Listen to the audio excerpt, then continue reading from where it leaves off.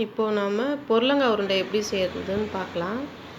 இதுக்கு தேவையான பொருட்கள் 50 கிராம் எள்ளு வறுத்து எடுத்து வச்சுருக்கோம். 3/4 கிலோ அளவுக்கு வெல்லம் எடுத்து வச்சுருக்கோம். 50 கிராம் பாசிப்பருப்பு வறுத்து வச்சுருக்கோம்.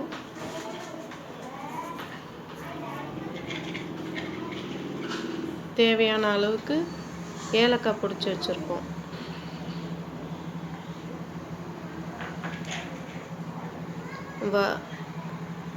அரிசியை வறுத்து அதை மிக்சியில் போட்டு அரைச்சி வச்சுக்கோங்க. மல்லாட்டை வறுத்து ரெடியாக இருக்குது, அதை தோல் எடுத்து வச்சுக்கோங்க. வெல்லத்தை பொடிச்சு வச்சுக்கோங்க. இப்போ ஸ்டவ் ஆன் பண்ணி பாத்திரத்தை போட்டுருவோம். ஒரு 100 ml கம்மியாகவே தண்ணி சேர்த்துக்கலாம். தண்ணி கொதிக்குது. இப்போ அந்த வெல்லத்தை சேர்த்துக்கலாம்.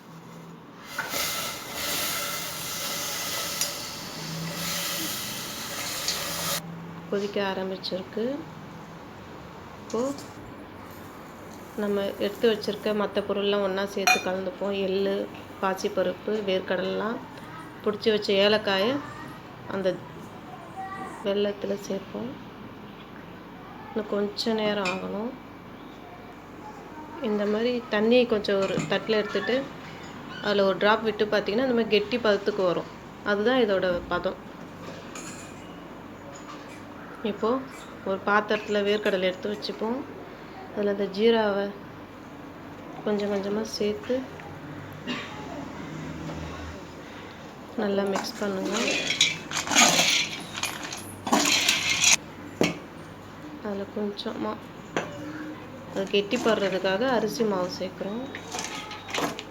அது நல்லா ஆறுறதுக்கு முன்னாடியே எடுத்து கொஞ்சம் சின்ன சின்ன பாலாக பிடிச்சி வச்சுக்கோங்க. அதில் கையில் ஒட்டாமல் இருக்கிறதுக்காக நம்ம இப்போ அரிசி மாவு அது மேலே கொஞ்சம் கொஞ்சமாக தூவி நல்லா இறுக பிடிக்கணும், டைட்டாக பிடிக்கணும். அப்போ தான் உடையாமல் இருக்கும்.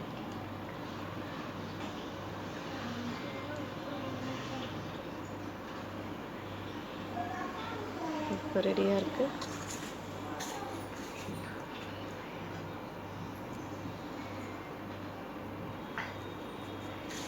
இதே மாதிரி கொஞ்சம் கொஞ்சம் தூவி நல்லா இறுக பிடிச்சிக்கோங்க. பொருளங்காய் உருண்டை ரெடி.